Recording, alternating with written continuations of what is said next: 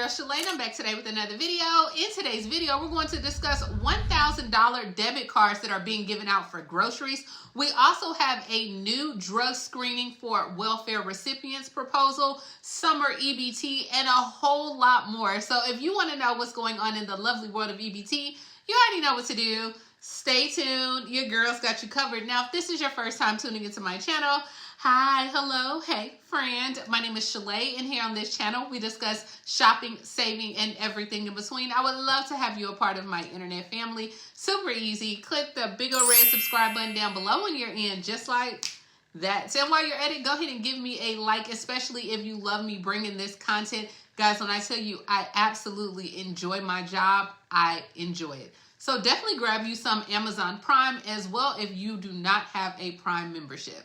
Now, guys, before we go ahead and start this topic, it is very controversial. And at first, I wanted to steer away from it, but I report all the other pilot programs, so this one is no different. And I always say, like, I don't make the news, I just report it. So now let me go ahead and put this disclaimer out there as well.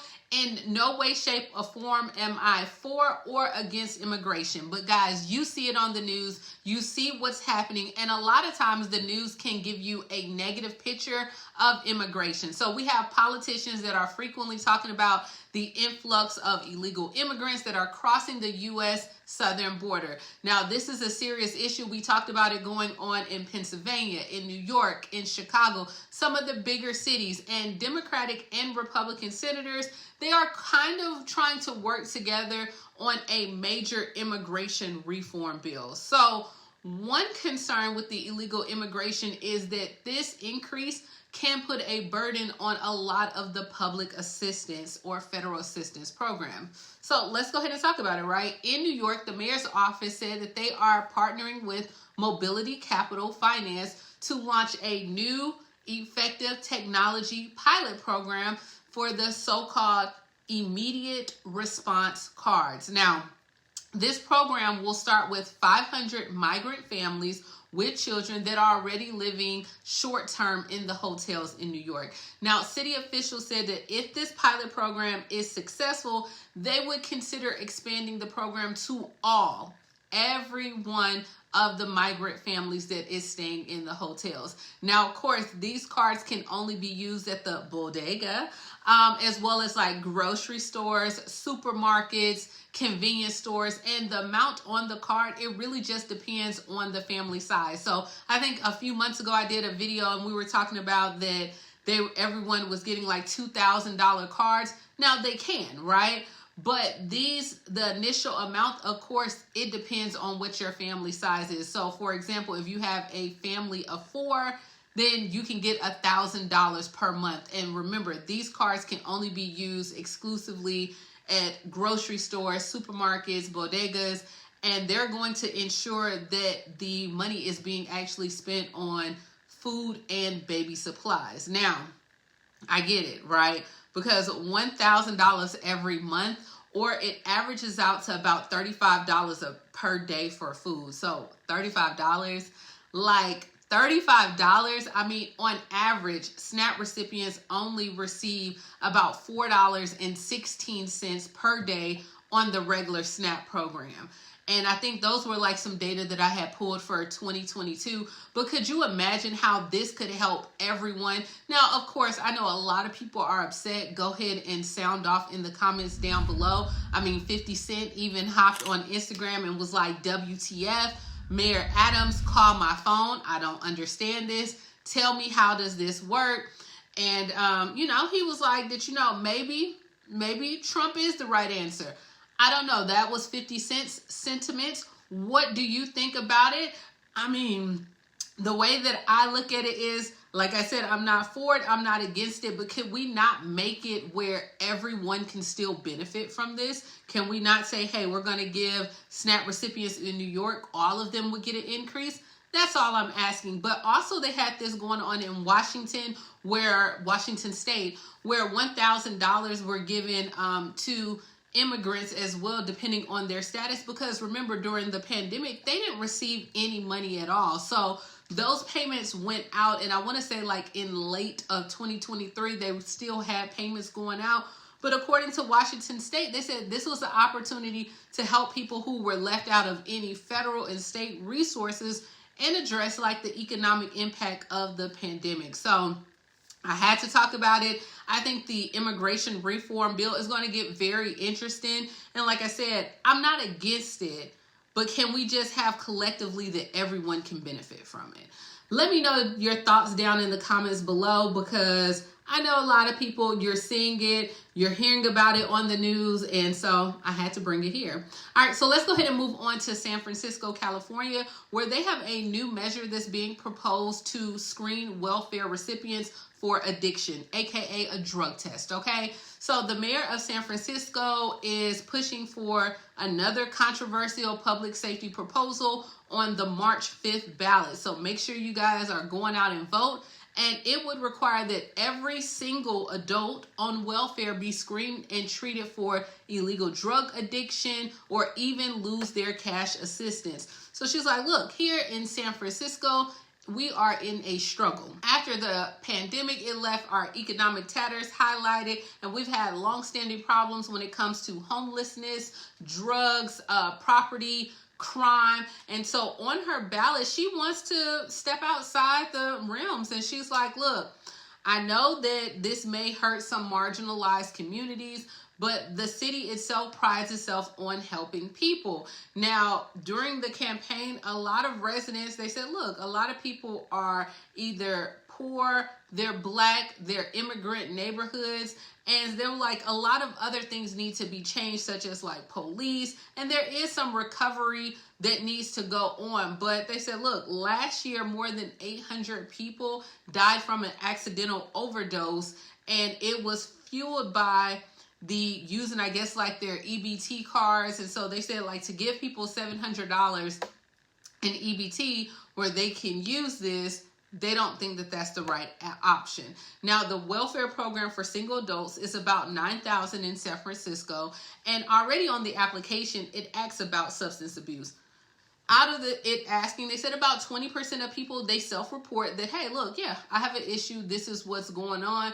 But only about 1/3 of those recipients have been diagnosed with a substance use disorder as well. So I would tell you guys, like, when you go to vote on March 5th, look and see what are some of the proposals that they have. But they're like, if you have a more rigorous screening test that would be verified by an addiction specialist, if they do find out that you are using substance abuse, then the specialist and the applicant would have to go ahead and agree on your treatment options. This can include you going to like a treatment facility or a residential care, a 12-step program, individual counseling, as well as replacement medication. They've been trying to do this now for a while.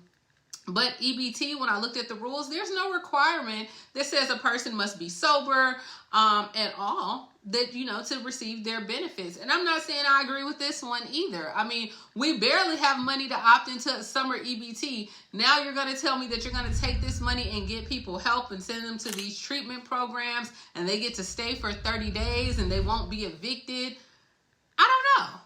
I don't know. I think you need help, but I think when people want help, they will seek that help, and then there's programs to help them. You saying that you don't get the benefits, the person that really suffers is the child. That's just my opinion.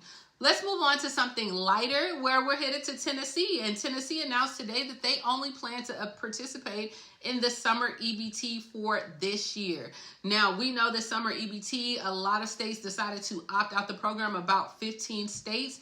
And Tennessee said, look, they don't plan keeping this program around forever at all, so don't get your hopes up. They only plan to keep it for this summer at all. Now, a lot of people argued about what the governor had to say, and they said that, hey, look, we need to go ahead and provide this benefit for people in our state, especially in Tennessee right now when they're having so many glitches and issues when it comes to their new systems that they install. But he said, look, Tennessee enrolled in summer EBT program for fiscal year 24 to ensure that families who depend on the benefits are served while the state returns to utilizing pre-existing programs to meet that nutritional needs of children during the summer. So, I don't know.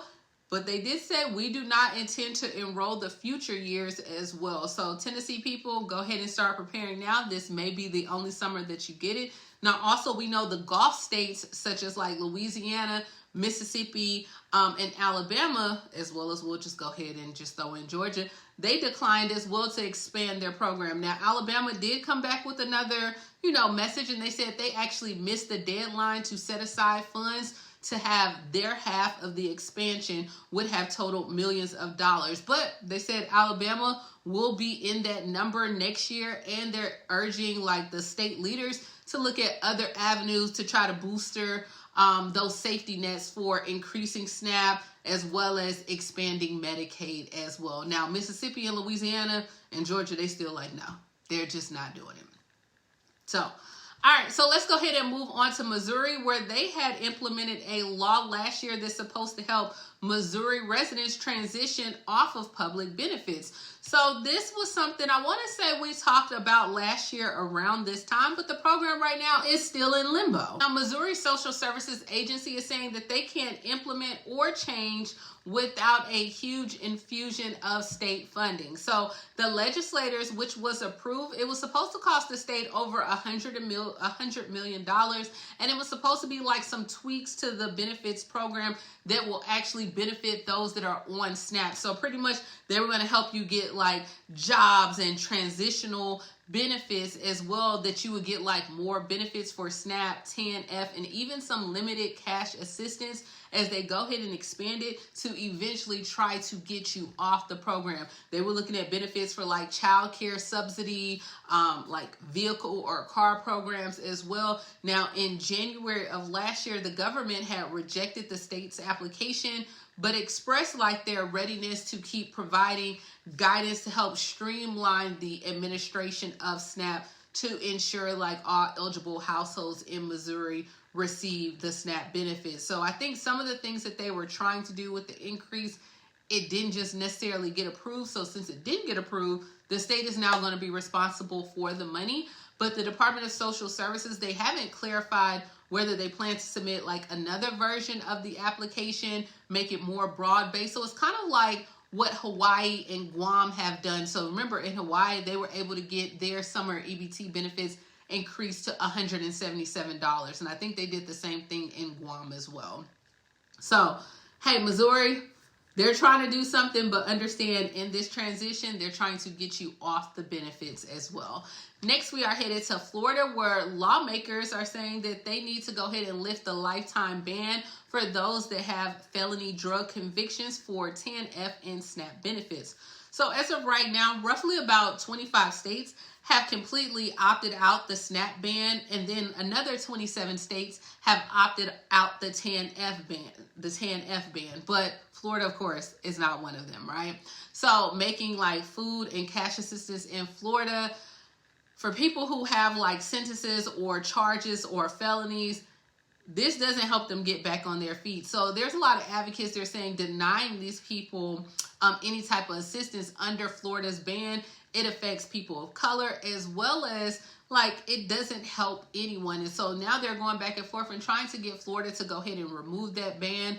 Let me know, what do you guys think about that? Do you think that food assistance and TANF needs to be available to everyone? I think so. I mean, but that's just my opinion, but I would love to read your opinion down below. I know in some counties in Florida, remember we talked about this last year, where they had those that were leaving prison were able to qualify for a guaranteed income program of $450.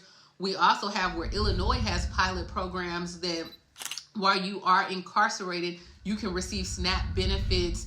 You can apply 30 days before you leave, and then once you leave, you actually have your SNAP card in hand as you leave the prison. They also have where, I want to say in Colorado, they're looking at proposals for $3,000 as well to give you when you leave prison. I mean, people have to do something. They have to have food. They have to have a lot of things. And we could say, yeah, well, they shouldn't have got themselves in there. Well, things happen, okay? Life happens, people. And so they need some type of assistance that once they get out, they don't recommit any more crimes, and hopefully they can get back on their feet.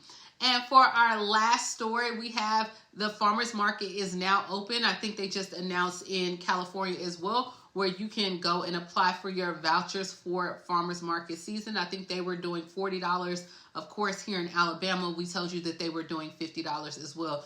That is the benefit I just love. I just love the farmers market though. So that is all I have, guys. Let me know, what do you think about today's video? What do you think about New York giving out $1,000 per month for food and baby supplies?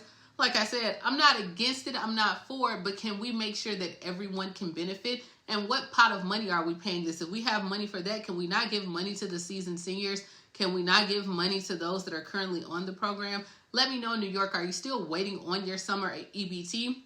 What do you think about Florida when it comes to the ban for those that have a drug felony?